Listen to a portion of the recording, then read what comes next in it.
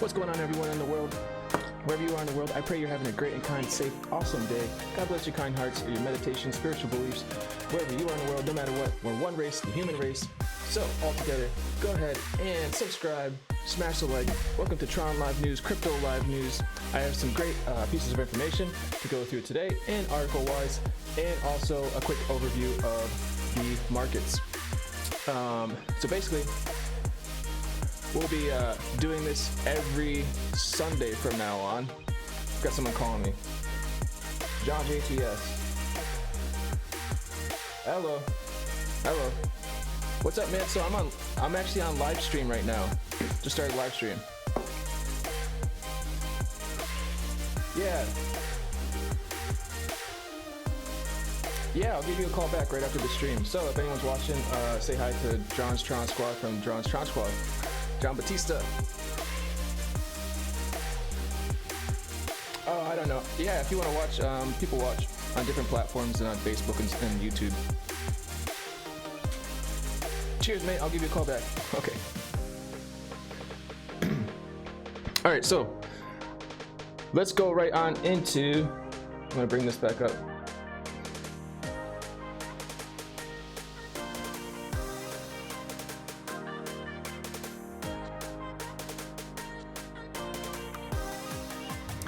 So I'm gonna bring this right back up. Turn down the music a little bit. All right, so we have, put the monitor back in my ear.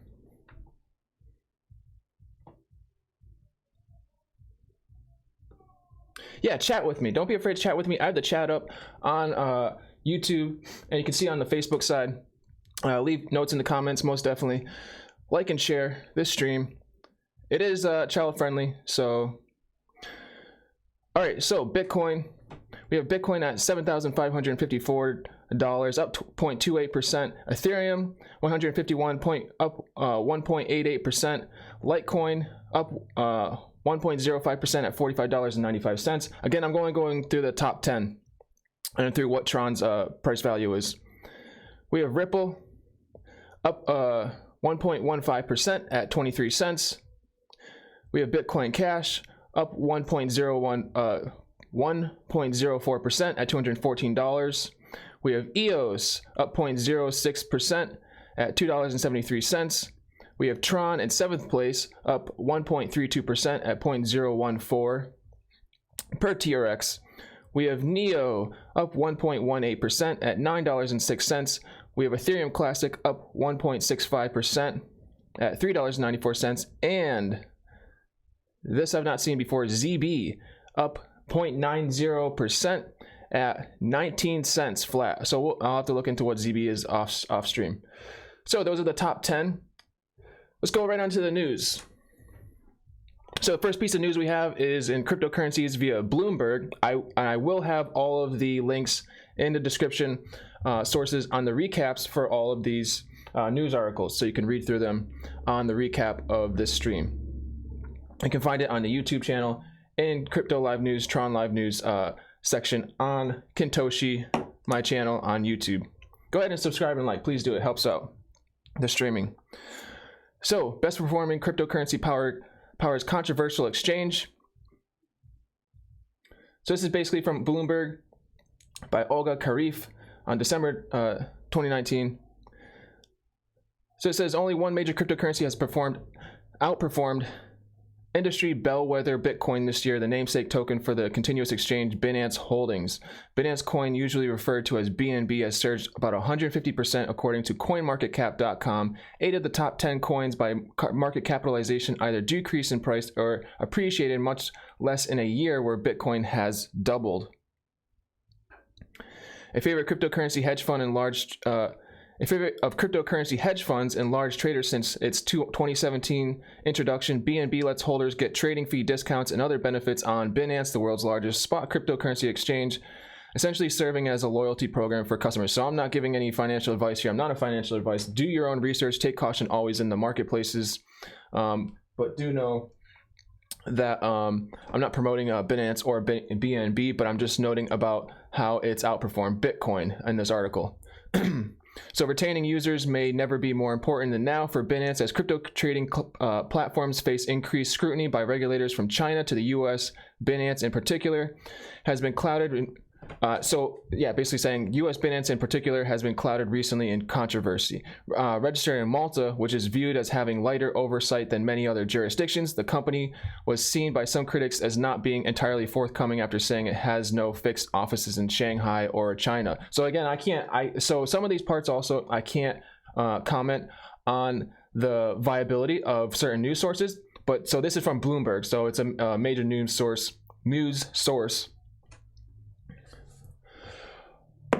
So I'm sure they do a lot of due diligence into their oversight and research into such topics as these.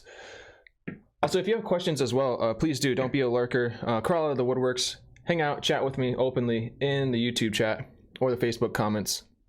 Facebook comments I'll see after the stream. YouTube chat. Click the link and you'll find it, and you can chat with me live and chat with each other live during the stream.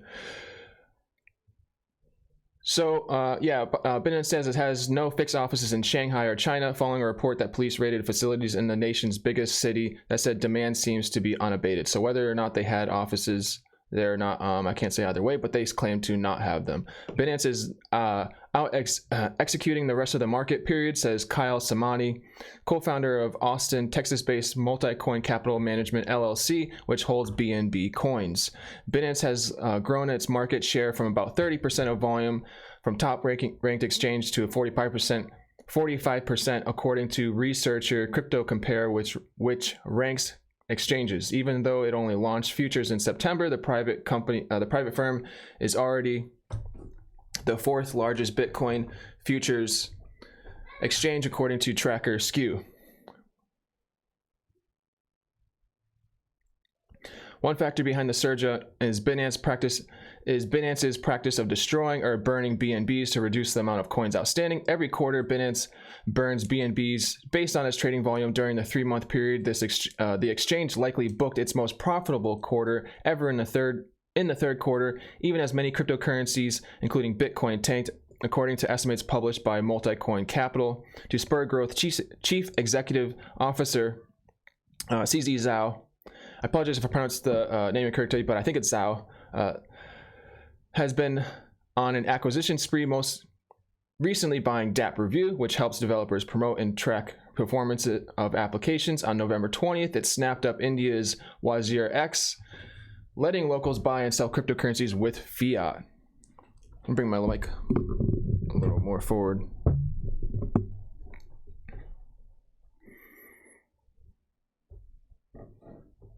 While BNB surged in the first half of the year, returns have mirrored the majority of the cryptocurrency world since its prices eased. For Binance, one reason may be the decline of so-called initial exchange offerings, where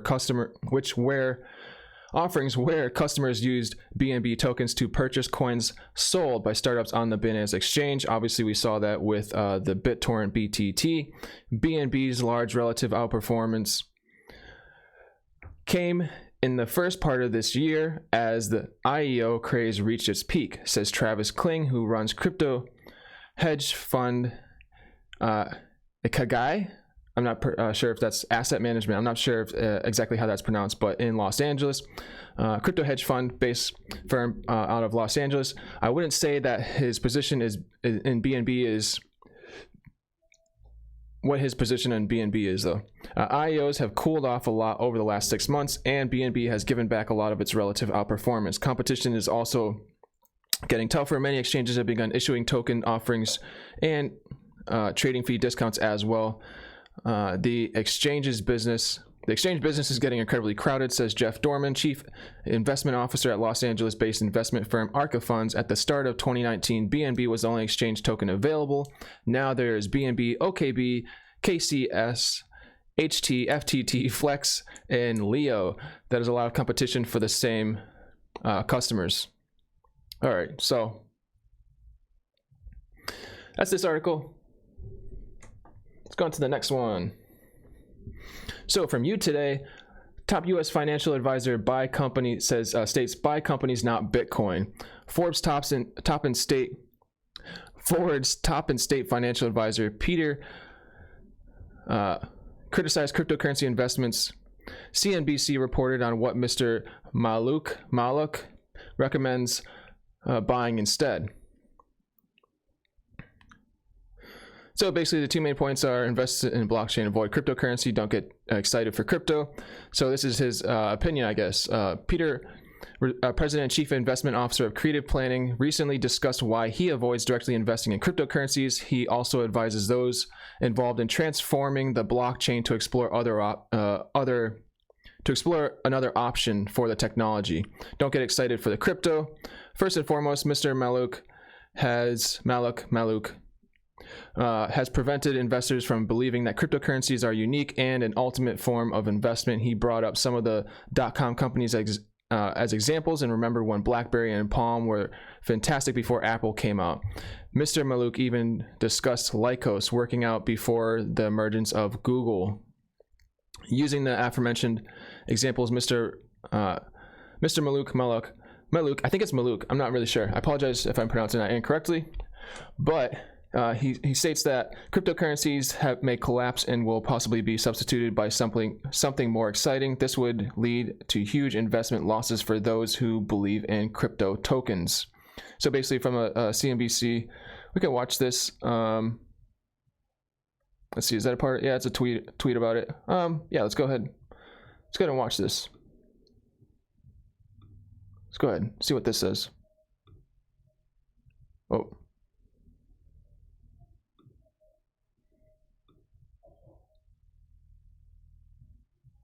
Media cannot be played. Oh, here we go. There's still a diehard cryptocurrency crowd out there, and they point to the blockchain technology that backs it. And while that blockchain technology is real, and you've got big companies like IBM and Accenture and others investing in it, that doesn't mean that Bitcoin's going to work out or Ripple's going to work out. The TV worked out, but everything that comes out of it, we don't want to watch. Palm and BlackBerry were fantastic, but Apple came in and took them out. Lycos and Excite were here before Google. So what we're going to see most likely is we're going to see cryptocurrencies collapse. There's thousands of them. There's no way that even a fraction of them can survive. Is it possible that maybe one or two will work out in the future? Sure it is. In the meantime, you get no income. It's not a real investment. It's speculation. This isn't the way for a young person to try to put the building blocks together to build wealth. If you like the technology behind cryptocurrency, the blockchain technology, there are ways to invest in that. There are companies that are very heavily investing in blockchain, and you can buy those companies. Companies like IBM and Accenture investing in blockchain technology. Companies like Walmart are using it to develop ways to run their inventory. That's the way to play blockchain technology, not by trying to buy cryptocurrencies that you hope replace regular currency in the future.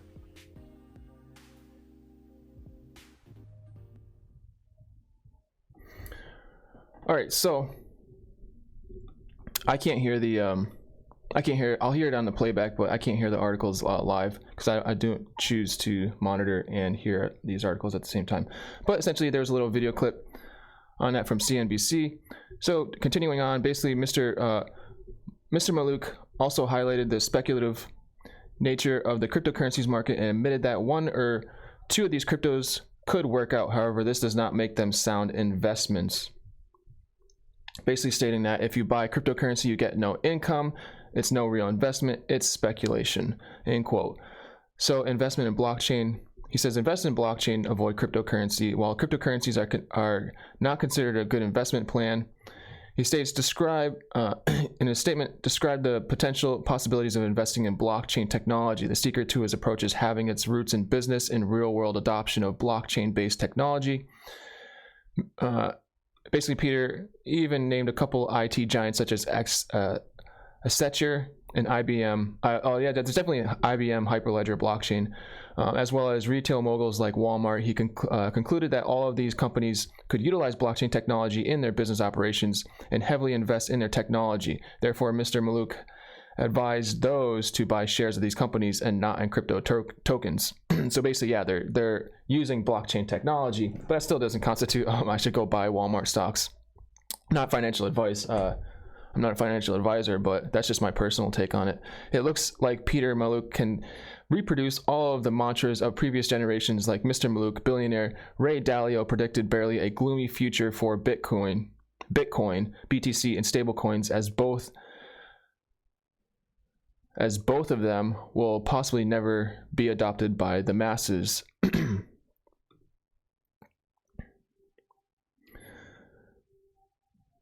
So here's a quote. Are you planning to buy stock in IBM or Bitcoins for Christmas? Tell us on Twitter. That's a part from you. So this is from you today. Let's go on to the next article. This is from the New York Times. Is blockchain the new ethical gold rush? Maybe. Advocates say tracing gold from mine to jewelry customer could help guarantee provenance, improve the lives of miners, and reduce carbon emissions.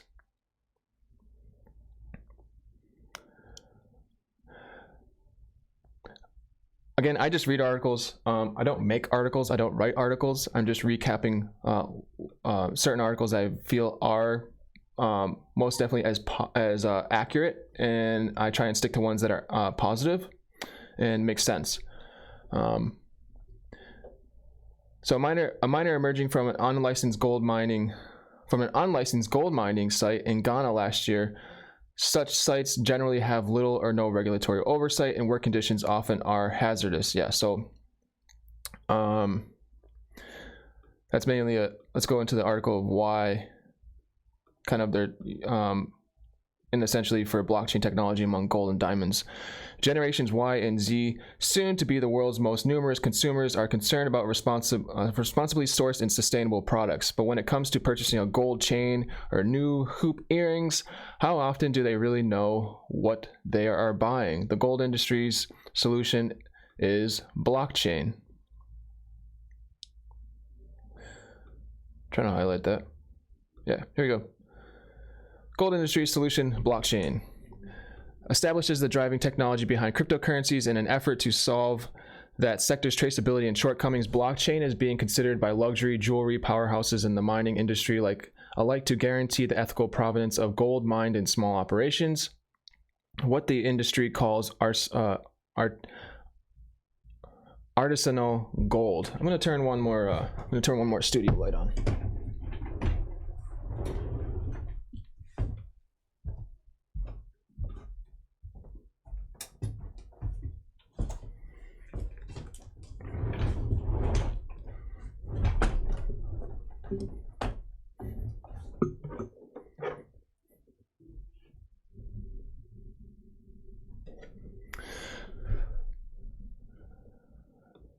So the regulatory oversight of these smaller operations, which produce 25% of the world's gold supply, is usually spotty or non-existent, and working conditions often are dangerous. So the thinking goes, if larger companies and jewelry businesses require such operations to record information on a shared database, which in the blockchain can be viewed but not edited, then they can decide whether to buy output, and such economic pressure could enforce improvements.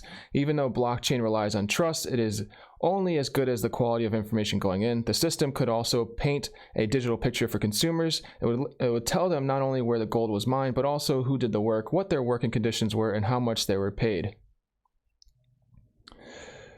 The integration of blockchain technology into the jewelry industry is an increasing trend, said Jorgen Sandstorm, head of the World Economic Forum's Mining and Metals Industry Group. In October, 7 leading mining companies, including the diamond behemoth De Beers, which operates sites from De Beers, I'm not sure, from the Arctic to South Africa, joined the World Economic Forum's Mining and Metals Blockchain Initiative. The companies promised to explore the creation of a blockchain platform to store information like the tracing of materials and the reporting of carbon emissions, but no timetable has been developed. And while all 7 companies are large operations, the initiative intends to expand to small operations. In terms of increasing transparency, blockchain has the potential to have and act as one shared single source of truth, said Nadia Hewitt, who leads the forum's project on blockchain and distributed ledger technology. So at the source, basically, gold is not as glamorous as the glittering connotations its name evokes. Globally, 1,600 tons of gold are mined for jewelry every year, some illegally, and pass through a succession of middlemen, miners, traders, refiners, and jewelers. Within the production ecosystem is a labor force of an estimated 16 million people in at least 70 countries, predominantly throughout the southern hemisphere, who dig out gold for small operations. Even though those gold mines fuel local economies, this segment of the gold mining industry has long been shrouded in secrecy. In the recent years has come under scrutiny for being rife with human rights violations and environmental concerns. And its impacts are far-reaching, yet it is known to be the world's largest single source of mercury pollution. In Indonesia alone, thousands of children have developed birth defects, 500,000 people have been poisoned, and food and water supplies are laced with toxic chemicals. For many, work at these small mines or in the initial production and distribution channels provides a ticket out of poverty, but even with global gold reserves said to be down about 26% in recent years as a result of exploration, cutbacks in the jewelry industry's unwillingness to be associated with the fruits of child labor, human trafficking, and gold derived from areas of armed conflict has limited the growth of our artisanal gold as a basic material for its products. With new uses, while still in early stages, blockchain is still a growing niche within the global jewelry industry, estimated to be worth nearly 280 billion. And similarly to the use of blockchain is explored by luxury fashion houses like the French corporate giant LVMH, Moet, Hennessy, Louis Vuitton. The company announced earlier this year that it is working with Microsoft and the technology company Consensus on a blockchain platform called Aura, intended to authenticate luxury goods. In if you know about cryptocurrency or blockchain, you probably have heard of Consensus and Consensus algorithms and Solidity smart contracts within Consensus and smart math. We can go through that in a stream sometime if you I'll read about it.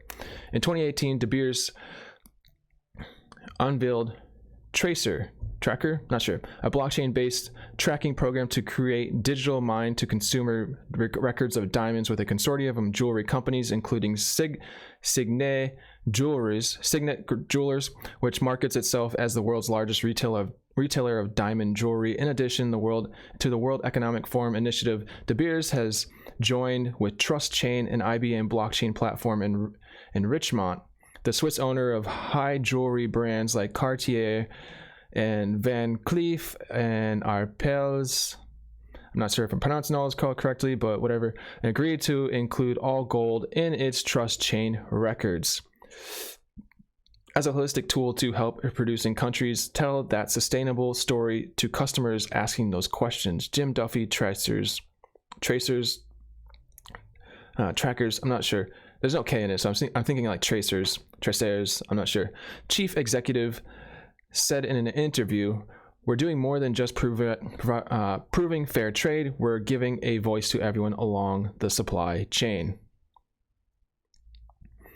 And Ariane, a digital certificate platform based in Paris, has said it is working on what it describes as a digital identity of luxury products, a serial number identifying where a product came from and whether it is sustainable, to be completed next year. The company said it was in talks with two jewelry heavyweights to deploy gold traceability, but it refuses to offer further details.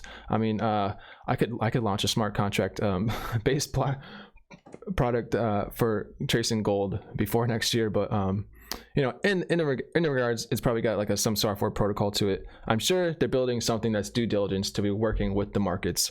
I'll just remain positive, right? Hopefully it's not hackable. Benefits. Yeah, even as luxury businesses continue developing their plans, some observers say that commercial focus underscores a fundamental question: who would benefit from blockchain, miners or consumers? In small scale mining, 70% to 80% of the workers are said to be informal employees often without legal mining licenses and economic and health security. So that's a double-edged sword right there. A blockchain backed, I certainly would not want to be supporting anyone that's putting mercury into employees. Let's put it that way. I don't care how big or how small they are.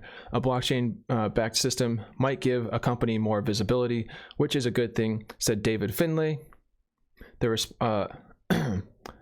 the Responsible Minerals Manager at Fair Trade Foundation, a global organization working with farmers and workers to develop fair terms of trade. But is that intervention the most important thing for a miner? According to the Canadian technology startup Peer Ledger, the answer is yes. Since January, it has worked on a pilot project in Tanzania, a country with an estimated 1.5 million artisanal gold miners, and using its blockchain system called Mimosi to trace gold from particular mine pits through the supply chain. So there you go. There's someone working with a blockchain-based application already.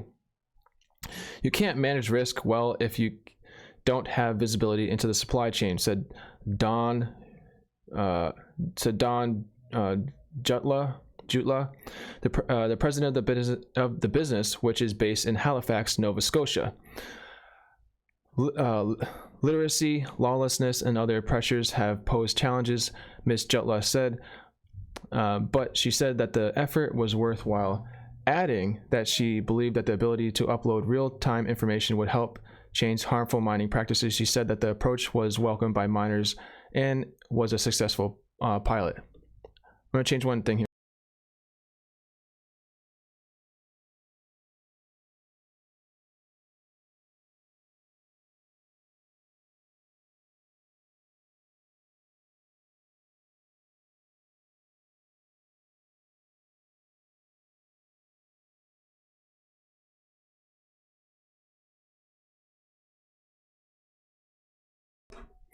All right, so sorry about that. I had to adjust one aspect of the stream here. So yeah, definitely. While I'm reading through these, please do subscribe, give a follow, and chat with me openly in the chat. I can see you in the chats, so don't be a lurker. Crawl out of the woodworks and chat with me if you have any questions, or you want to comment or chat among each other in the YouTube side or in the comments on Facebook.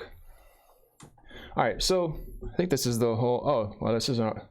Okay, so this article, there have been other efforts to tackle the problems. For example, certification of industry watchdogs such as Fairmind and Fairtrade has spread in recent years. Mr. Finlay said their traceability licenses and sustainable source labeling had helped reduce illegal mining, support fair wages, challenge unsafe working environments, and reduce child labor. So that's a big one for me. Yeah, definitely. If I was going to be buying gold or storing gold, or just an entrepreneur type person investing in luxury goods, for example, then yeah, I would personally, in my opinion, maybe others don't care, but I do, that whatever I was buying is not definitely inducing child labor or child deaths from child labor, or mercury poisoning for that matter as well.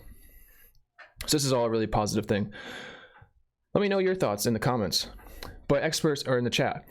But experts from the Royal College of Art in London argue that there are shortcomings to certification. Workers rarely receive fair prices in gold, as even as global gold prices increase, the Fairmind gold is said to represent less than half a ton of gold per year, a fraction of what the world's jewelry companies use. In a 2018 report, Human Rights Watch assessed the sourcing of 13 jewelry powerhouses and said that several, like LVMH, owned Bulgari, had what it described as unreliable sourcing claims, and that Cartier and Chopard had a chain of custody for only a fraction of their gold supplies. The chain of custody standard used by companies such as Bulgari and Pandora is voluntary and does not require companies to put chain of custody in place, documenting transactions through the supply chain for all their operations or materials. That leaves many jewelers relying on refiners to carry out their own due diligence over supply chains, which often falls short of international human rights standards. Yeah. That sounds like a problem. Now, however, so that sounds like even though we can use blockchain technology and these sorts of applications and of diligence over supply chains, as I said above, but it takes more government and localized governance of regulatory framework to be in place to ensure that that's in place and ensure that that is being utilized for tracking gold, to ensure things like child labor and mercury poisoning and certain regulatory things among the gold and diamonds that we're purchasing. among consumers is not occurring in such a harsh or bad fashion. Basically, non-conflict diamonds, non-conflict gold. Now, however, LVMH says all the houses in its watches and jewelry division, including Bulgari, are certified by a responsible jewelry council, and that by the end of 2018, almost all gold used by Bulgari was certified as responsibly sourced. So there you go. That's a positive. That's definitely a positive impact. And after the HRW report was published, Cartier became a member of the Swiss Better Gold Association, a nonprofit organization to improve gold mining operations, and Chopard pledged to use only responsibly sourced gold. So there's a correction on December 6th. An earlier version of this article misspelled the given name of the head of the World Economic Forum's mining and metals industry group. He is Jorgen Sandstorm, not Jorgen. Okay. Anyways, that's this article. So, blockchain for gold and diamonds is basically the main point here. Is blockchain a new ethical gold rush? So this is from New York Times. As always, I will have these on the all of these article links on the recap in the YouTube side, most definitely. So, Microsoft Azure announces blockchain token and data management service. So this is from Swap Radar. It's from so basically you see another giant conglomerate utilizing blockchain technology. Microsoft's blockchain-enabled cloud service, Microsoft Azure, announced new tokenization and blockchain data management services. In a post published on the official Microsoft Azure blog on December 6th, the IT service giant announced the Azure blockchain tokens and blockchain data manager. New tools for Azure blockchain users. The Azure blockchain tokens service aims to simplify the definition, creation, and management of compliant tokens built in industry standards. Wow, okay, so that's a pretty massive move, right? The firm also provides pre-built templates for common uses and hosts a gallery of templates created by partners, which is expected to be added in the future. The announcement reads, with this latest offering, we can now offer customers an end-to-end experience of easily creating and managing tokens for physical or digital assets via Azure blockchain tokens preview. In addition to managing the blockchain network itself via Azure blockchain service. So I want to know, my personal first thought is, what is the systematic protocol of, is this like Google Golang? Is it, what's the actual software technology language behind it? Is it Solidity based? Is it Python? That's what I want to know. Well, is it smart contract even? What are the tokens exactly, and what is their technology behind that token? That's my question. So I'm going to go look into that more. And I definitely, if you are a company or a project, I definitely, not financial advice, not really any advice at all, but just an opinion, to research definitely more. What is the language, the programming language behind these tokens? Is there any Solidity smart contract based behind these tokens? Is my question, is what is going to be further my research, and should be yours as well, or could be yours as well. The other service announced, Blockchain Data Manager, is a new Azure blockchain service feature designed to allow its users to capture blockchain data, blockchain ledger data, transform and decrypt if it is encrypted, and deliver it to multiple sources. Per the announcement, this new functionality simplifies the cumbersome task of integrating existing applications with data that sits on a blockchain ledger. So the Microsoft Azure blockchain ledger. Earlier this week, Microsoft Azure also announced Azure Heroes, non-fungible blockchain tokens aimed at rewarding its developer community. That sounds cool. I'll look into that. I might get involved in that. Blockchain is seeing increasing adoption in the most desperate of industries, as Cointelegraph illustrated in a dedicated analysis yesterday. One of the latest examples is provided by the use of blockchain in combination with 3D printing to enhance aerospace supply chain. So I actually did see that other article. I'll include that sometime. 3D printing on the blockchain. I was thinking about that recently. Blockchain-based 3D printing, right? I'm going to read through that article that I saw. I'll stream it. I'll stream an article when I see more about blockchain-based 3D printing, because it's definitely interesting. It's definitely interesting having basically a blockchain ledger for an actual 3D printed object. So maybe if it's like a certain plane part, you know, that plane part is tracked and ledgered through the use of smart contract or blockchain ledgering with its own programming language, if it's not Solidity or a smart contract, whatever it is, to see how many parts are made, how many parts are going into planes, for example, yada, yada, yada. Let's go into this next article. Billions in crypto fraud revealed. American arrested over blockchain in North Korea. So this is from Forbes. Crypto Confidential, Forbes staff newsletters. Get Forbes top crypto and blockchain stories delivered to your inbox. Okay, I'm not gonna. I won't read this part. That was like pitching. I mean, yeah, you can go ahead and do that. Again, I'll have all of the links to these articles in the description box below on the YouTube side in the YouTube recap. So after I process this live stream and it processes out, it will be in the channel Tron Live News, Crypto Live News recaps, and you can find them there on the recap descriptions. So after this stream closes out, I'm going to be posting all these article links into there. So if you want to, on your own opinion or your own thought, you know, I guess you could subscribe to Forbes Top Crypto. Using blockchain to evade sanctions in North Korea. On the Friday after Thanksgiving, the DOJ announced the arrest of Virgil Griffith, a U.S. citizen accused of presenting on using cryptocurrency and blockchain technology to evade sanctions at the Pyongyang Blockchain and Cryptocurrency Conference in April, even though the U.S. Department of State had denied Griffith permission to travel to North Korea. Wow, he went to North Korea. Okay. With this case, the Department of Justice appears to be signaling the level of concern law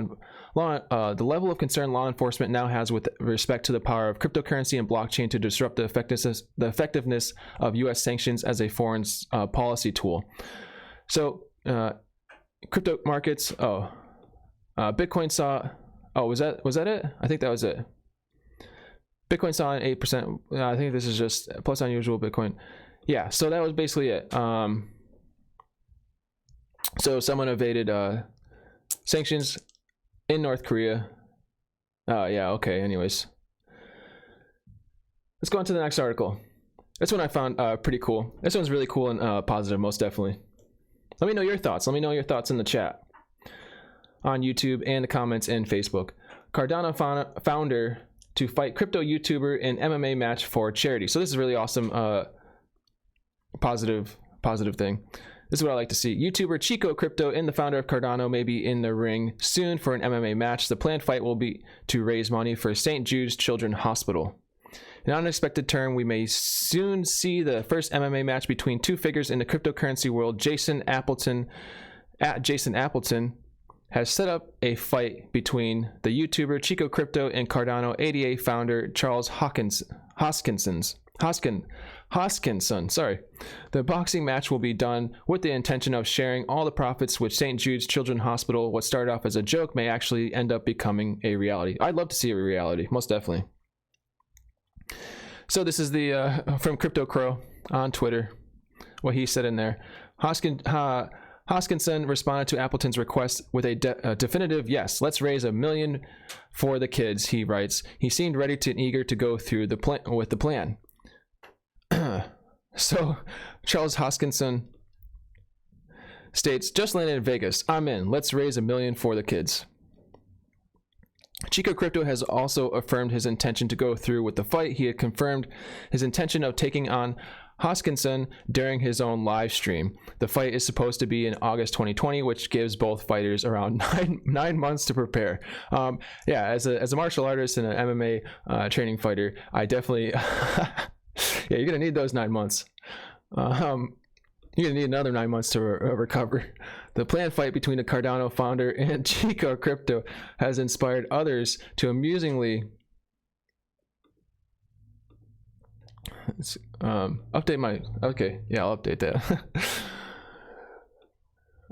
Has inspired others to amusingly imagine other leaders in the cryptocurrency world going head to head. As altcoin Jack of altcoins writes, there are quite a few fights that many in the cryptocurrency world would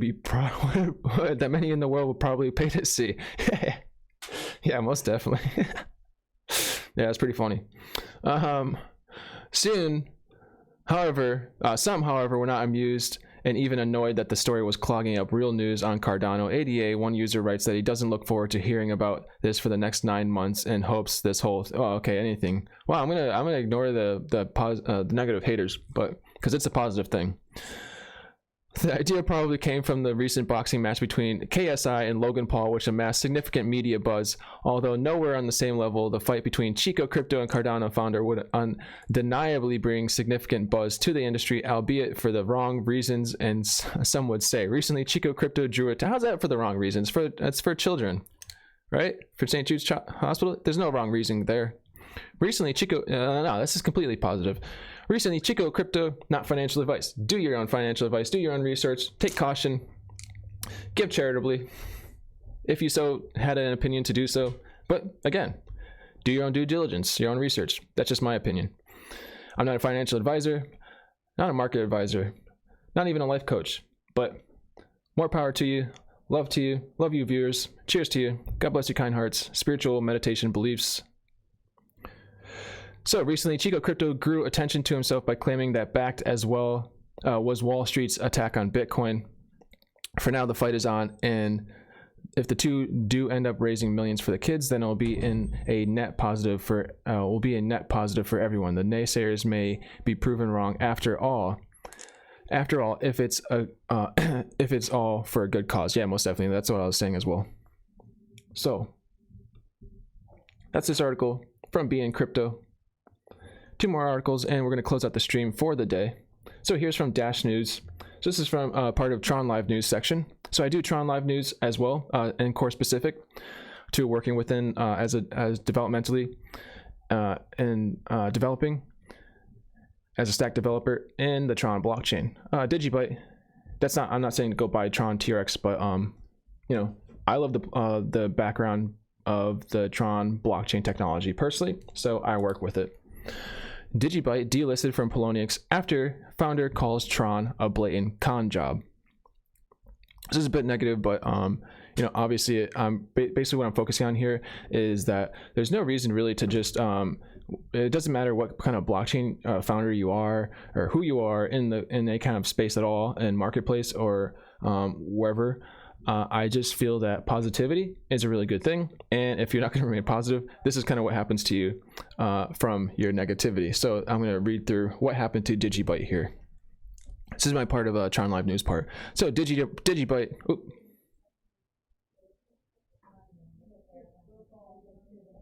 Didn't mean to move that around. Okay.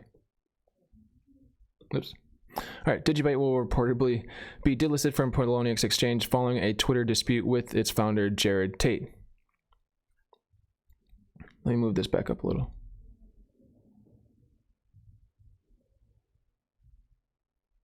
There we go.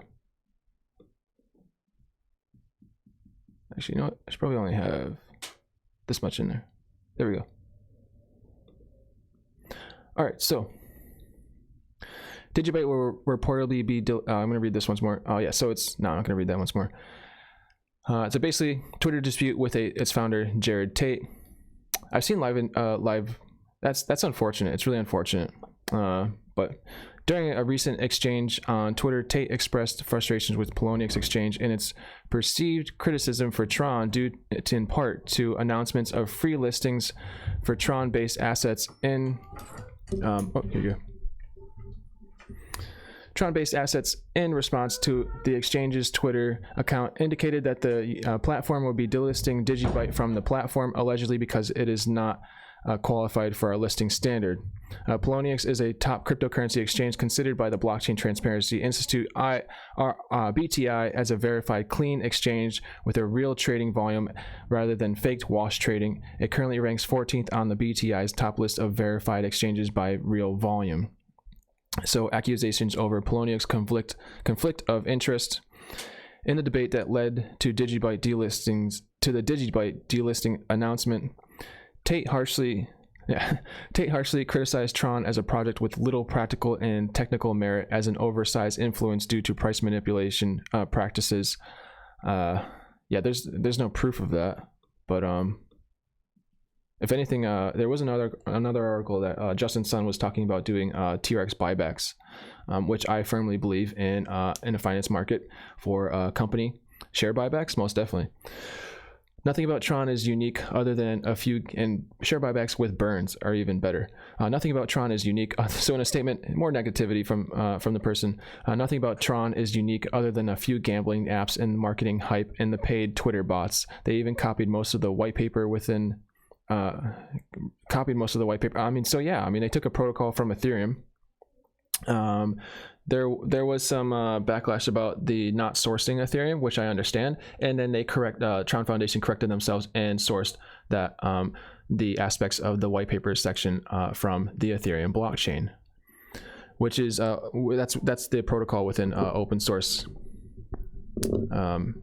especially within the GitHub repositories.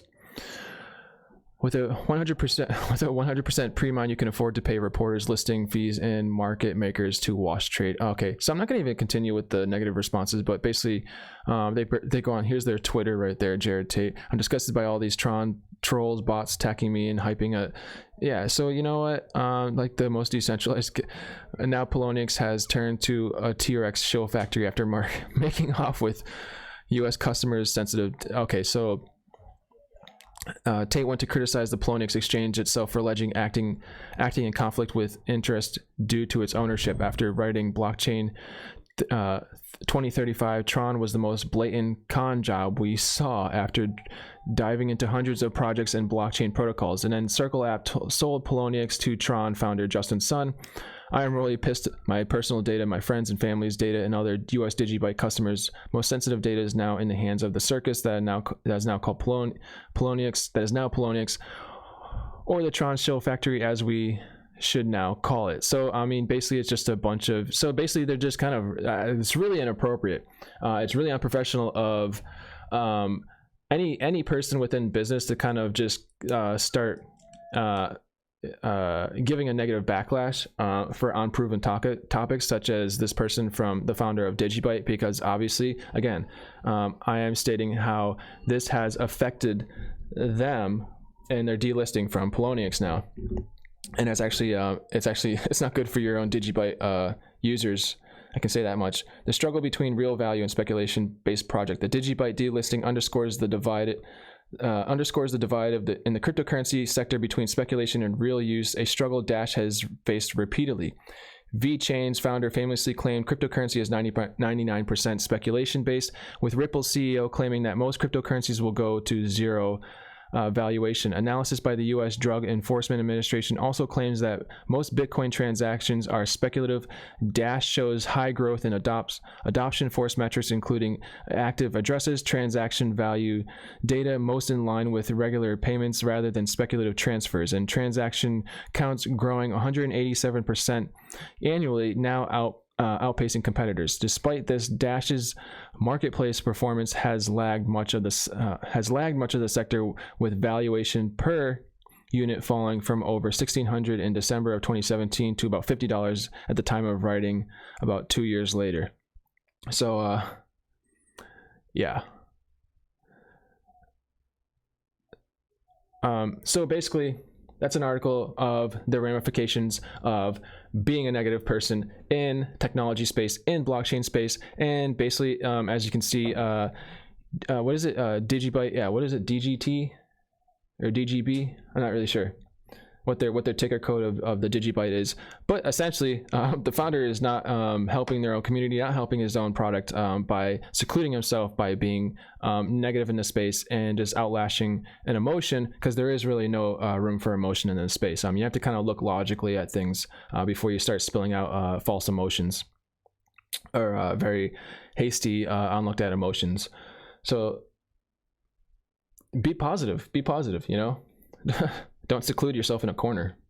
There's obviously certain people that are negative towards you, and you have to remove them out of the project or out of the space, like is what happened here.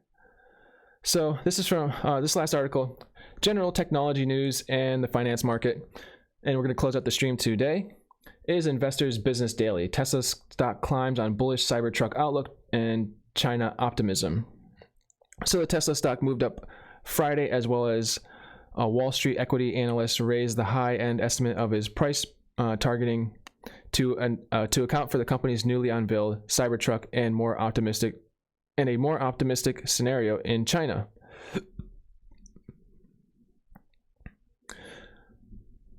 So the Tesla also stands to gain from subsidies on Model 3 vehicles made in China, which helps the companies push into the world's biggest auto market, said a report from Reuters.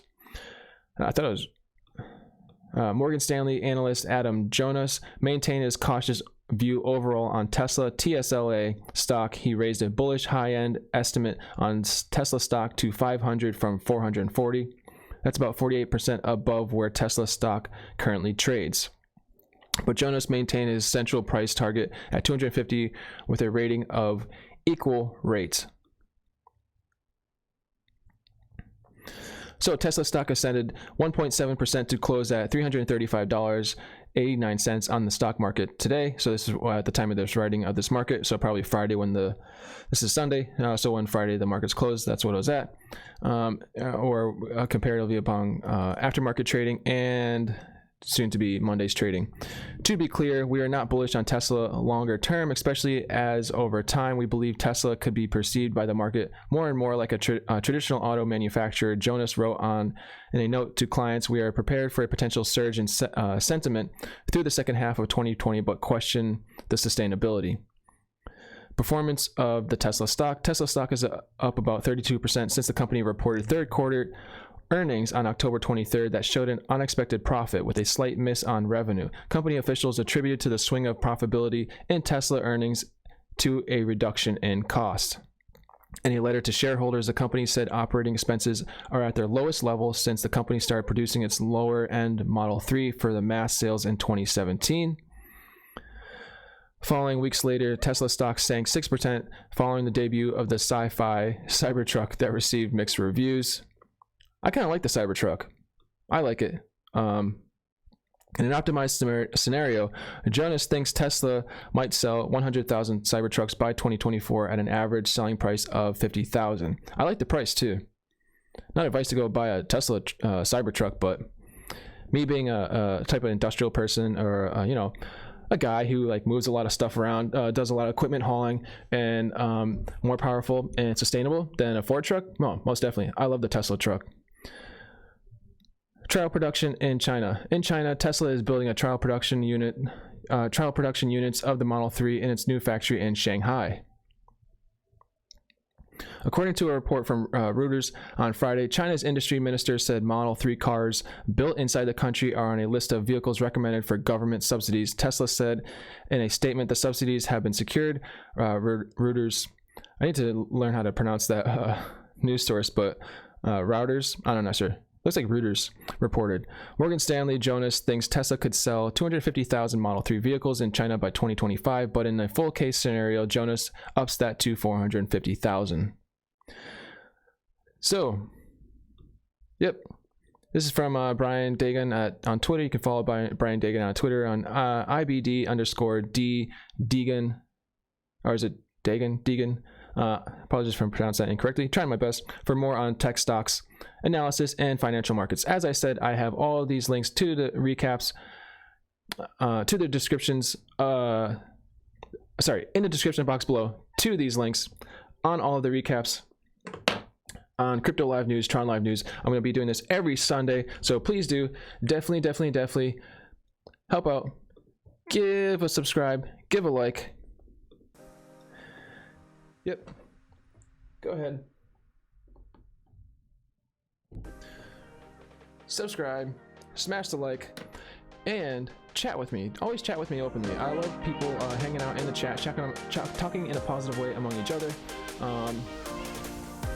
So, I will see you back next Sunday on Crypto Live News, Tron Live News, each and every week on Sunday. I was doing this every day, but with certain company demands, work demands, and my own due diligence of other gaming, streaming, and game development, I can only humanly manage so much with my two arms. So, wherever you are in the world, have a great and kind, safe day. God bless your kind hearts, your spiritual beliefs, your meditations, your own personal self and health and well-being. We're only one race, the human race. So, all together, cheers, cheers. Onomashikasu, peace be with you. I will see you next time on Crypto Live News, Tron Live News.